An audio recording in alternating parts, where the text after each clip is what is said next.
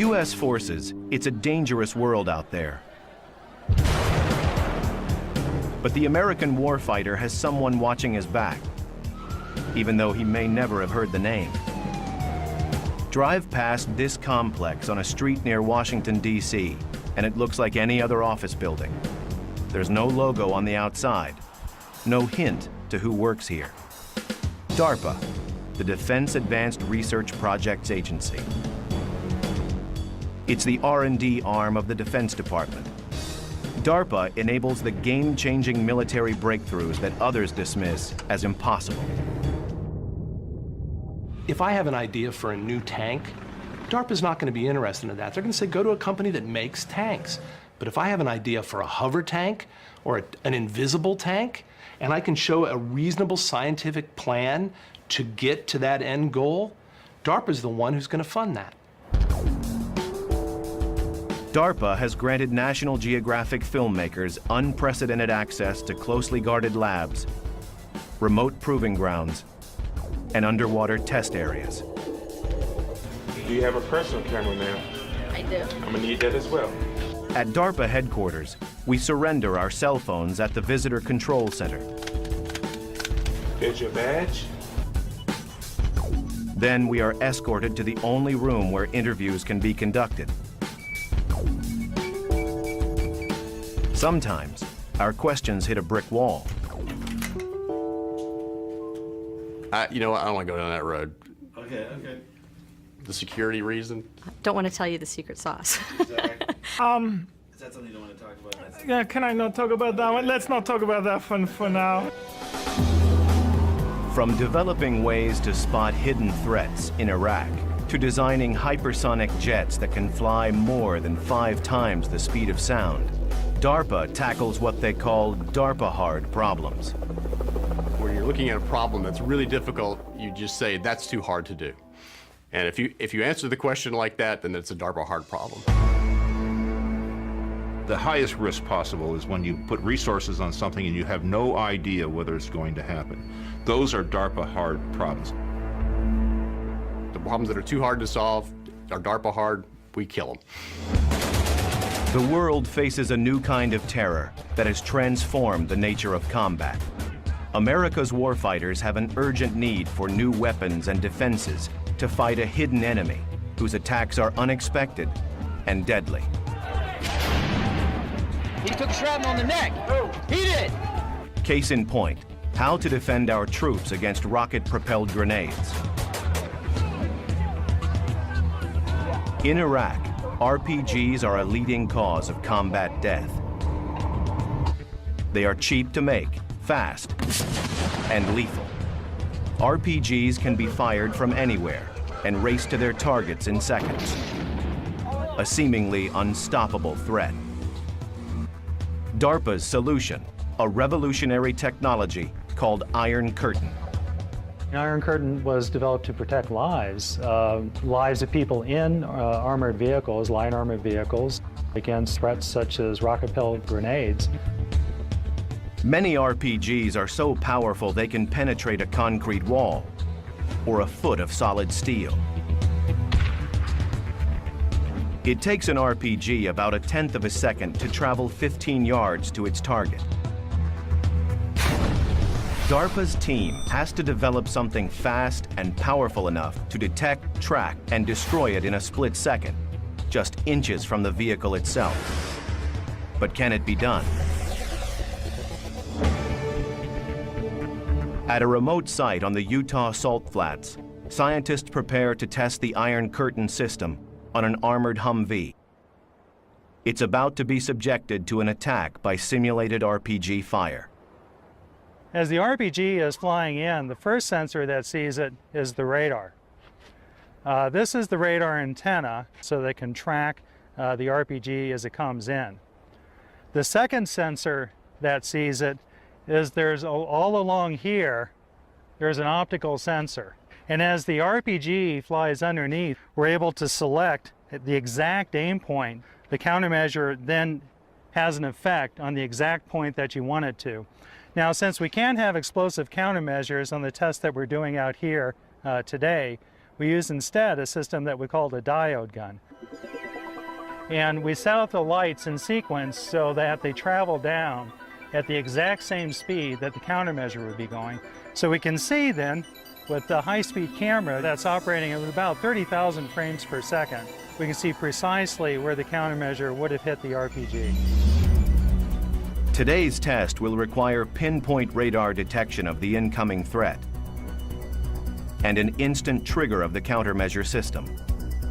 Before the test, the equipment must be calibrated.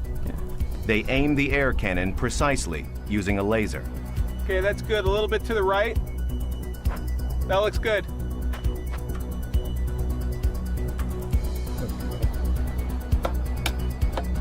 We have an autonomous system that's GPS guided that guides the system around the track so that we can conduct our experiments completely unmanned. In 3, 2, 1, go.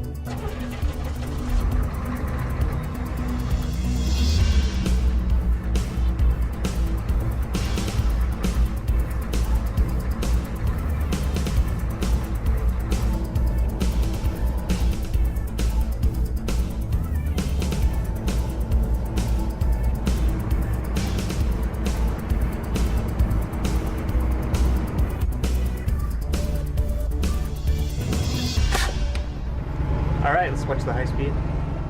Only by examining the data can technicians tell if Iron Curtain worked in the critical time frame required. Footage shot by their high-speed camera indicates that the sensors detected the incoming RPG threat. The countermeasures would have effectively been deployed in time to stop the RPG in about 1/10 of a second.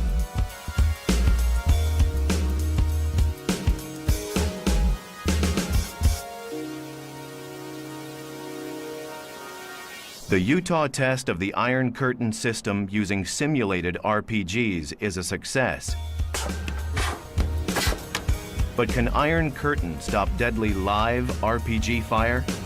In the case of Iron Curtain, we have had several occasions where the system didn't work as planned, and the RPG did go high order and destroyed all of our apparatus. And you just pick up the pieces, in this case literally pick up the pieces, and you push on. In June 2008, the Iron Curtain system is tested again with live fire. We had a lot of confidence in the system, although I won't say that my heart wasn't up here.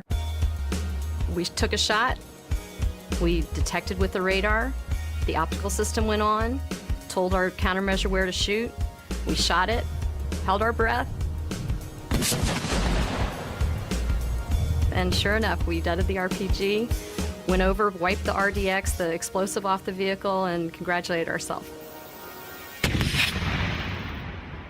On that particular Humvee, we only had 3/8" armor, which isn't much, and we shot 5 RPGs at it.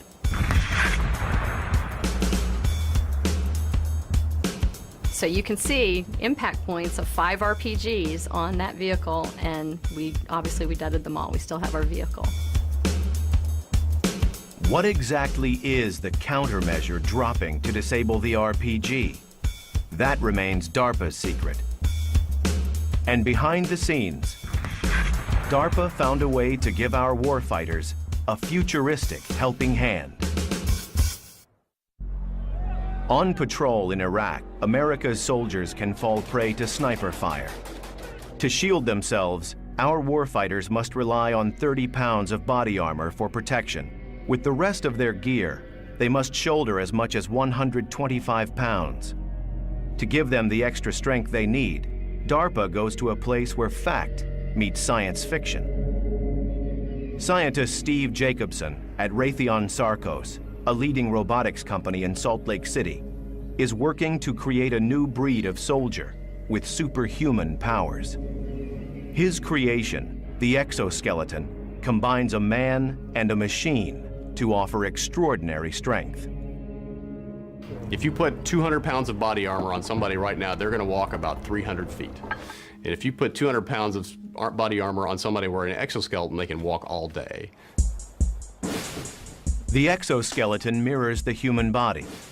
A computer network serves as its nervous system. Hydraulic valves and actuators function as muscles. And its skeleton is made of aluminum. The challenge of putting a person inside a machine is a daunting one.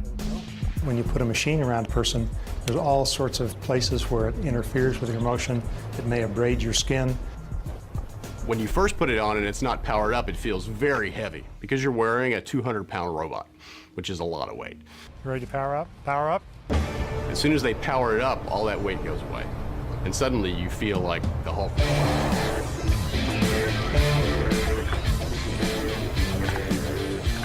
Rex Jameson wears what is probably the most advanced design currently being tested by a human operator.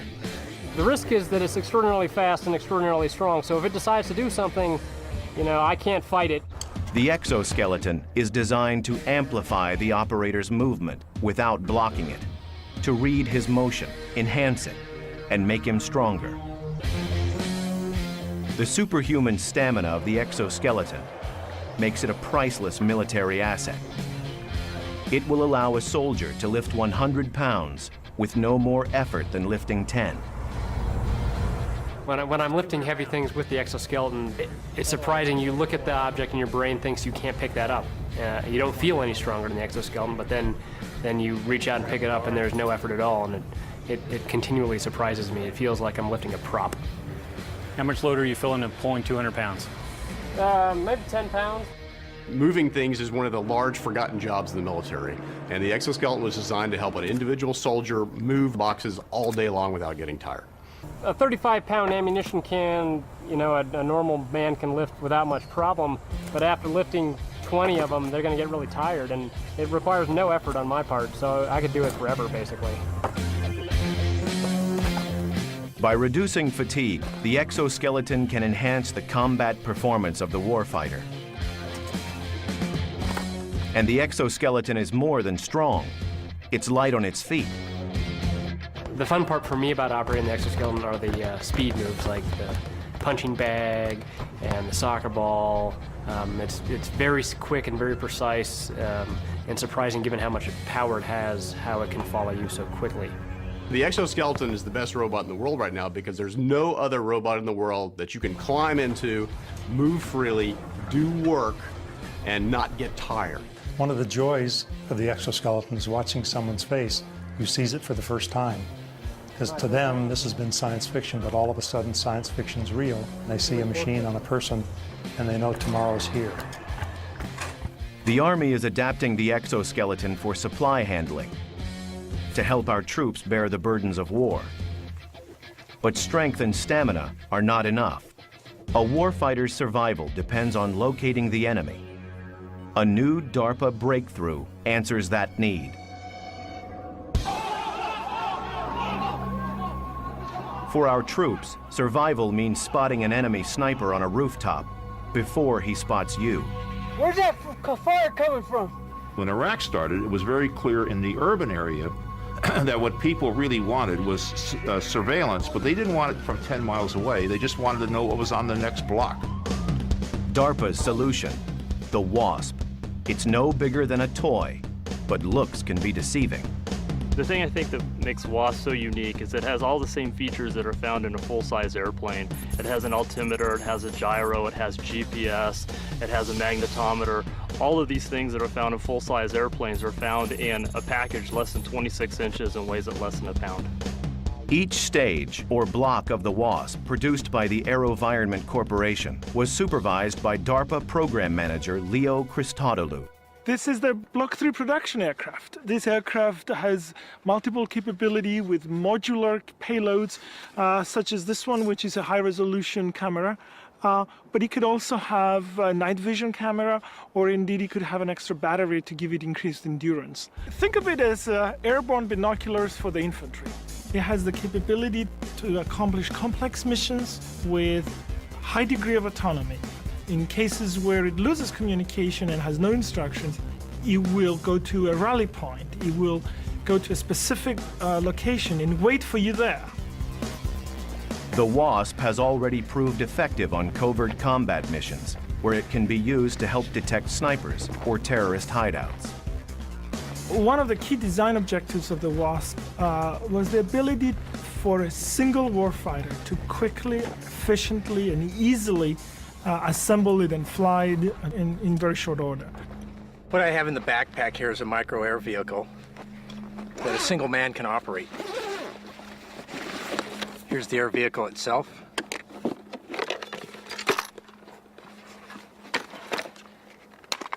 This is a night camera. And this is the camera we use for flying in the day. This is the controller I use to view the video and control the aircraft in whilst in flight. And this is the RF unit which sends up the command to the aircraft and then receives video. I'm here at a test range in California. We're gonna send this armored vehicle somewhere out on the range, way out there, and I'm gonna find it with this.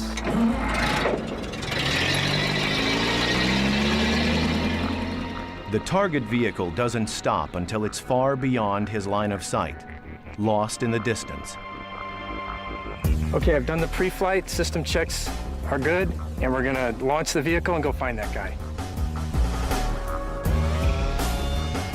Powered by an electric motor, the WASP Block 3 can travel at a speed of up to 40 miles per hour. It's capable of flying for 45 minutes to a distance as far as 3 miles away from its operator. So I'm looking down the road here, and we're just seeing where he might have gone. We're looking to the side, left and right. And I'll just keep looking around. I'm in side view camera here, and I'm just looking to see if we can find him.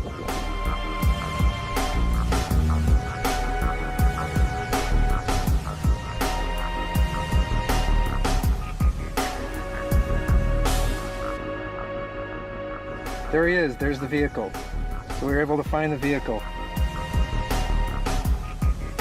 Even more surprising than how well the WASP flies is the way it lands.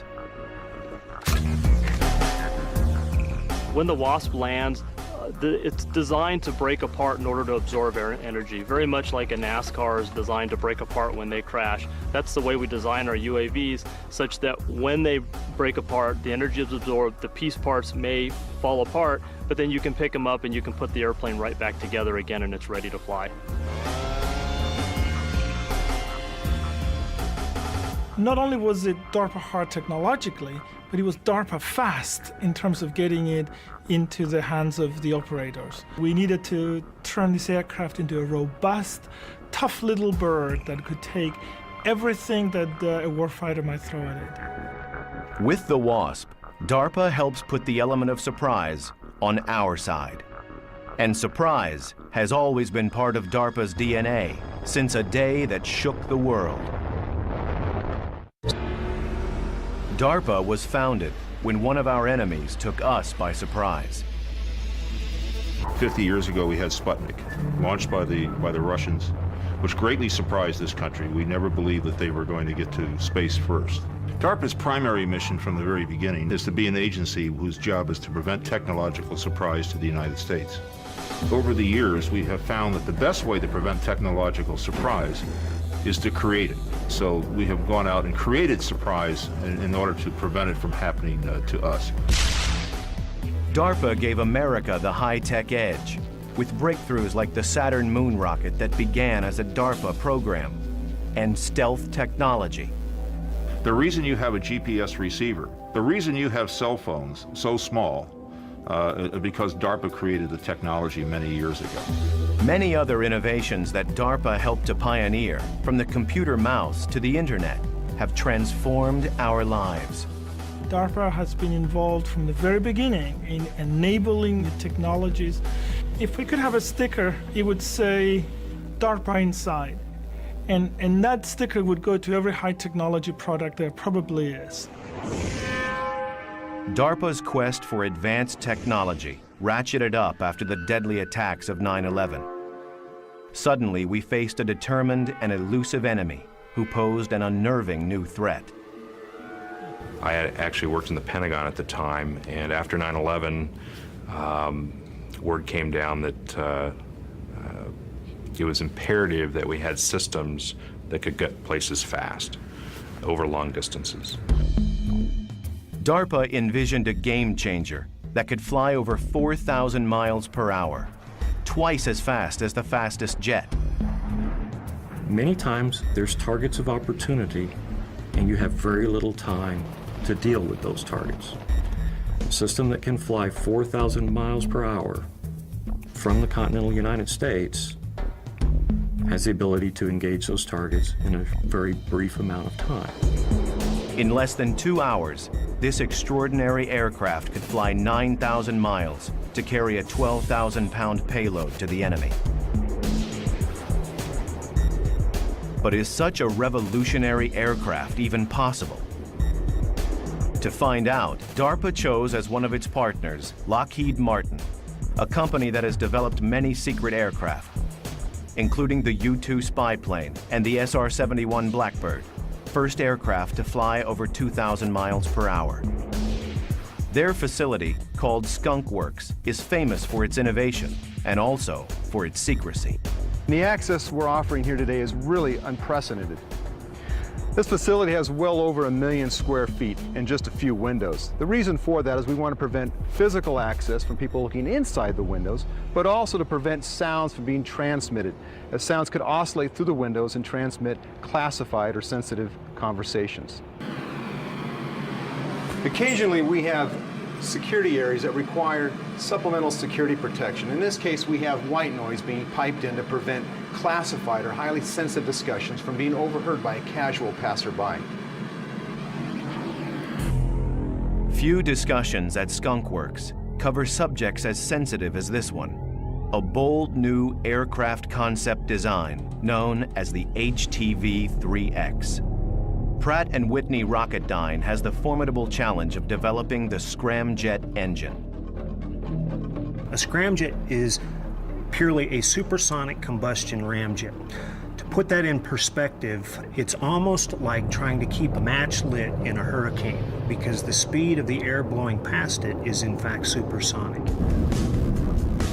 Instead of being restricted to a launch pad like a missile, the HTV-3X will have the game-changing capability to take off and land from any regular runway, offering strategic flexibility in a national emergency. To take off and land safely on runways calls for a relatively large wing, but to fly at very high speeds demands a much smaller wing. Can we make the control surfaces larger? How to create one aircraft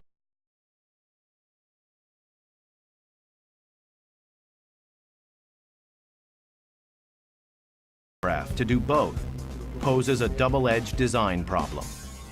We recently returned from the Lockheed Martin low-speed wind tunnel where we tested our low-speed aerodynamics for the HTV-3X. Low-speed testing for the Falcon program is part of making Falcon an airplane as opposed to a missile. An aircraft must take off and land gracefully, which means it must fly at low speeds to use existing runways. And so therefore, low-speed testing of these high-speed configurations is critical. Okay, let's get back together in 2 days and let's see what we got. Move on from there. The details of the Falcon project remain a closely guarded secret, and DARPA scientists intend to keep them that way. While DARPA enhances our potential for hypersonic flight, they also set their sights on helping our combat swimmers. These warfighters often swim long distances to shore before entering combat and risk arriving too exhausted to safely complete their mission. In the animal world, there are some extremely efficient swimmers. And we started looking at those animals to learn how they swim and see if we can transfer the methods that they use over to people. This is a pretty close copy of a penguin wing, elliptical in profile. It was actually a failure. Didn't work at all in this case.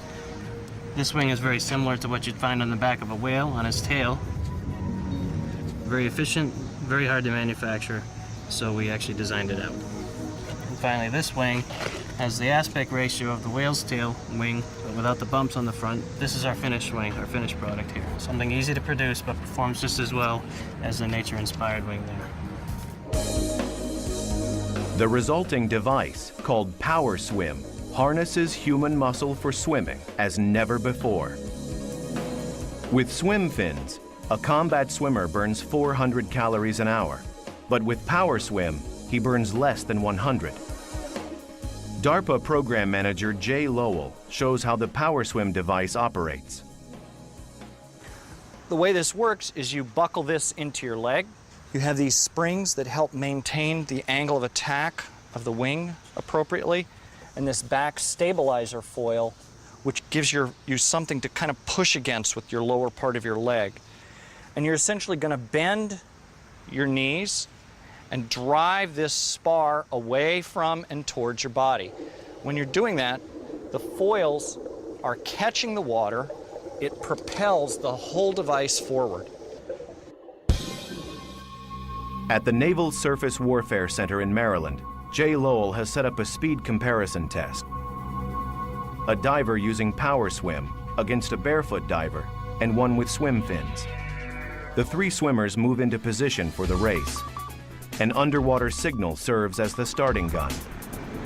Like a shot, he's taking them even from the start. Look at that.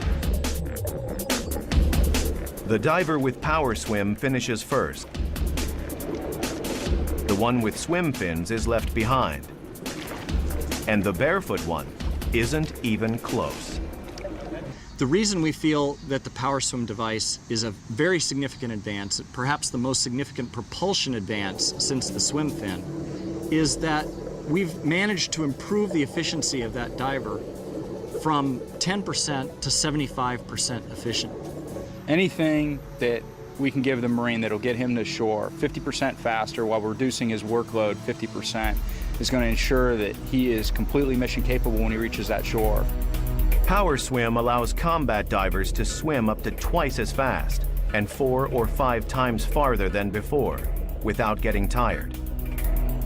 It means they can be dropped off at greater distances from shore, so they're less likely to be detected by the enemy. But this creates another problem. Because they're farther out at sea, combat swimmers face a higher risk of getting lost, and it's imperative they know exactly where they are at all times. To solve this new DARPA hard problem, the agency developed another breakthrough, the Tactical Underwater Navigation System, or TUNS. The TUNS unit combines an advanced compass and depth gauge with a state-of-the-art sonar system, giving the warfighter his exact position at all times. The thing that's nice about DARPA is there's no limits to what you can try. The sky's the limit, and no idea is a stupid idea. And so all that does is set all these projects up for success in the long run because they listen to everybody. DARPA innovations enable our combat swimmers to steer a safe course through hostile waters. And in Iraq, DARPA is helping our warfighters to face their deadliest threat. Improvised explosive devices, or IEDs, have killed over 1,700 Americans and wounded many more. They can be buried by the side of the road, hidden in ordinary objects, and triggered by cell phones. IEDs pose an invisible and ever-present danger. The DARPA hard problem: locate these explosive devices without setting foot inside the deadly blast radius. DARPA's solution: the MAV, for Micro Air Vehicle. When the MAV successful flight test was first publicized, I got a call from a warfighter currently deployed who said, "We need that now." The MAV was developed to have a unique hover and stare capability. They really needed something that would allow them to see over the next hill or around the next corner. The ability to go to a target area and persistently stare at that area and give them situational awareness. Weighing only 4 pounds, the MAV's remarkable motor delivers as much power as a 25-pound lawnmower engine and literally sucks the MAV through the air. Air is sucked into that duct by this fan. That's creating the aerodynamic lift. The ducted fan air vehicle configuration provides vertical flight capability. Plus, it has no exposed moving parts for safety around soldiers, Marines, and airmen. It can actually fly backwards, forwards, anything it needs to do to compensate for the wind and to put its sensor on its target. The MAV's sensors include a camera that can detect and recognize man-sized targets at more than 800 feet in daylight and more than 400 feet at night. But today, Honeywell Program Manager Vaughn Fulton and his team will determine whether the MAV can locate a much smaller target, a concealed simulated IED. In a nearby control center, technicians monitor the MAV's data. It's probably equalized now. You may not seem like it'll be a good test of the system. So John, during this test, we're going to simulate that there's a suspicious device, and we'll fly the IR over, see whether or not the device is hot. All right, pre-flight complete. We are good. Video record on. Takeoff command is sent. 4, 3, 2, 1. Using its heat-sensitive infrared camera, the MAV can detect the temperature differential between the ground and an alien object in the dirt. Let's see if we can get in a little bit closer to the constraint where I can move the vehicle for this test.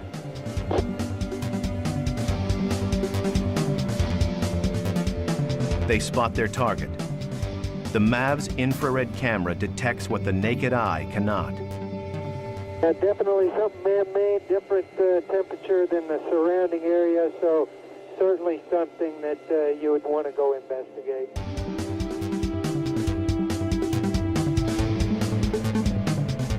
Okay, I've got 26% battery, 25% fuel.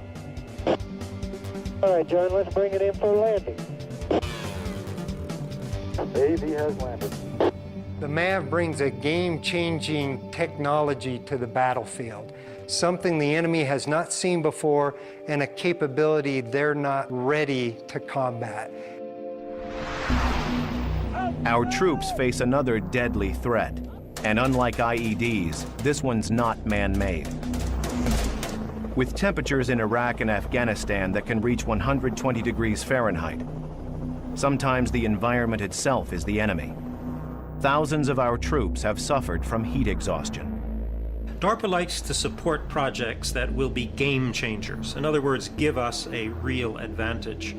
And if you talk to any soldier who has been deployed in Iraq and Afghanistan, you ask them what is the major limiting factor for their activities over there, they'll say heat. Heat can limit physical performance and hamper judgment. And unless the body is quickly cooled, heat stroke can lead to brain damage or death. At a Stanford University lab, scientists Dennis Grahn and Craig Heller have developed a remarkable breakthrough. We have to be able to run experiments under realistic conditions. We're not in Iraq, so we have a hot room, and then we simulate battle conditions by the clothing that is worn.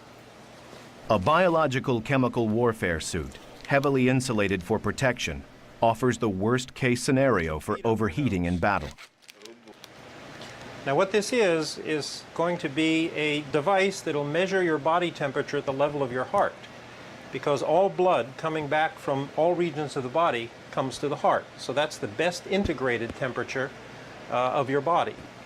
So when you get this all the way up your nose, the end of it is going to be right at the level of your heart. And for good measure, how about a helmet? Okay, so now we're going to go into the hot room. And hot room is at 42 centigrade, that's about 108 Fahrenheit, so a nice cool day in the desert. Okay, Steve, we'll use the treadmill here on the left. Treadmill up to a 13% grade now. Pretty good workout.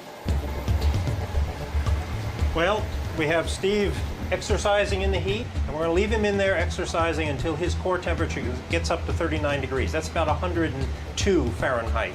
So would represent a healthy fever.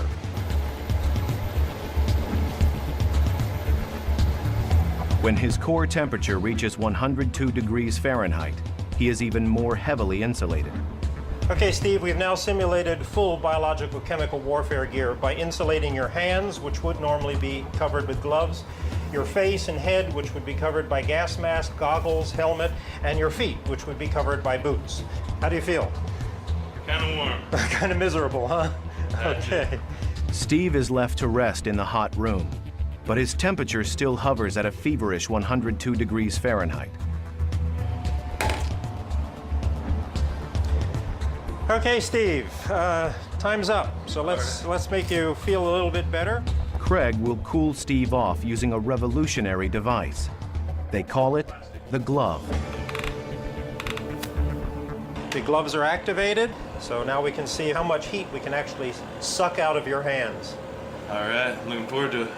The cool water, which is perfusing this metal cylinder, is going to take heat away from your hands. The hot blood is coming into your hand. It's being distributed in this big network of blood vessels just under the palm, and that heat's being transferred to the metal cone. The cool blood is going right back to your heart and being distributed through the core of your body. Feels good. Even though he is heavily insulated, as the cool water circulates through the glove, Steve's temperature immediately starts to drop and will soon reach a safe level. The glove that can protect warfighters from heat stroke can also save the lives of those suffering from extreme cold, including combat swimmers, who sometimes spend 8 hours in freezing water to perform a mission.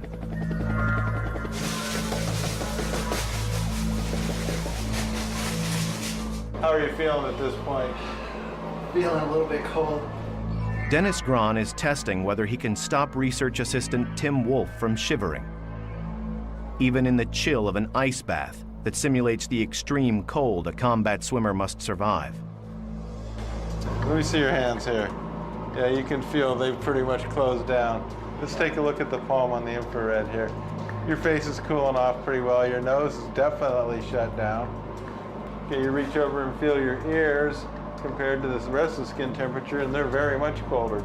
Your core temperature is starting to fall down now, and you can see it's a pretty decent decline, so I think that it's about time to start putting some heat in and see what happens. I'm not going to complain. Will that work for you? The way we're going to do it is stick your hand into this little device here that creates a slight negative pressure. What that does is it draws blood into your hand. And so you've got your arterial blood flow out through here, being warmed up in these heat exchangers, and then going right back to your body core where it's circulating around, and the heart delivers it to the core organs. Okay, and you look on the infrared, you can see little spots on your arms are starting to warm up, like right there in your elbow region. Superficial veins are starting to light up as the warm blood returning to the heart is warming the tissues as it passes through.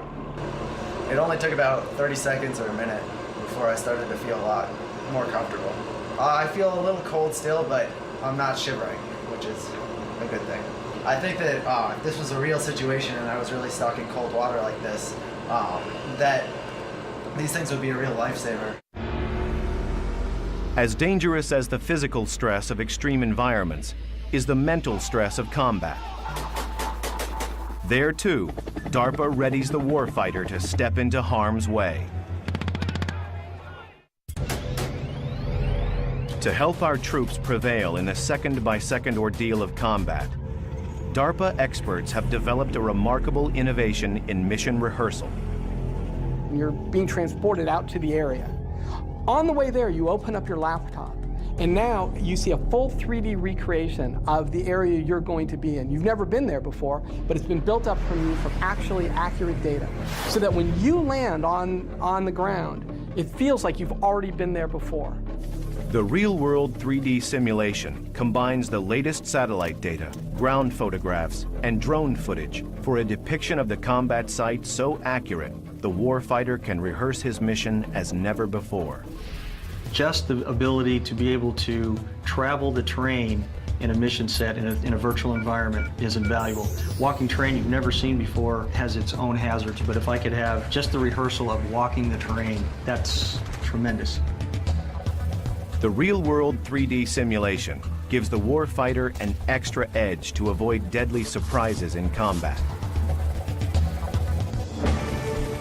Another critical operation for troops is intelligence gathering through surveillance missions, but flying over enemy territory is extremely dangerous.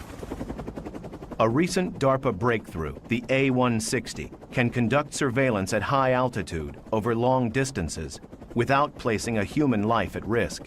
The A160 does not have a pilot in the traditional sense. The people in the ground control station, including myself, have control over the bird through a data link where we give it airspeed, heading, velocity commands. The pilotless A160 can hover at 20,000 feet and has set a world record for a helicopter of its size, flying 18.7 hours without refueling. A160 is clearly a game changer. Its ability to take off and land vertically and its very, very long endurance and its high altitude operation gathers together a set of capabilities that no other aircraft has ever had before. Today, at a secure landing field in Victorville, California, the A160 will be tested carrying a payload that is itself a breakthrough, a radar system called Forester. The Forester's most impressive capability is the ability to see through a number of layers of tree foliage. Single, double canopy, we'll go through that like a hot knife through butter. So any place where people can hide in foliage, we can find it. Today's flight test will assess whether the A160 can safely rotate the massive Forester antenna. Can the A160 deploy the antenna for radar detection at various angles without endangering its stability in flight? The aircraft is towed into position. The technicians await the takeoff command.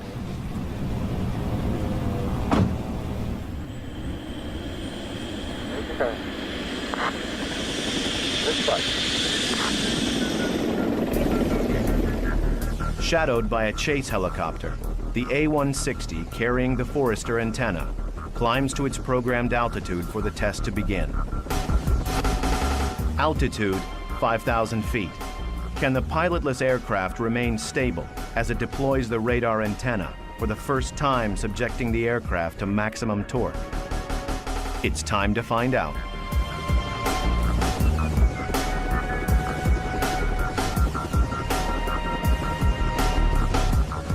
The radar antenna is deployed. The test director delivers the official verdict. The antenna was rotated a full plus minus 180 degrees, and we flew with the antenna out at 90 degrees as well, so a lot of good data was captured. Today's flight completed a lot of the unknown territory and questions we had with the antenna installed on the A160. We're very, very pleased with the performance. The flight test determined that the A160 could safely deploy the Forester antenna at any angle without endangering the aircraft's stability.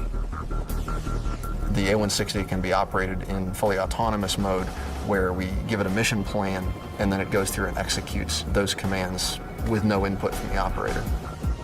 Capable of flying complex missions without a pilot, the A160 can carry a 1,000-pound payload, weapons, supplies, and more.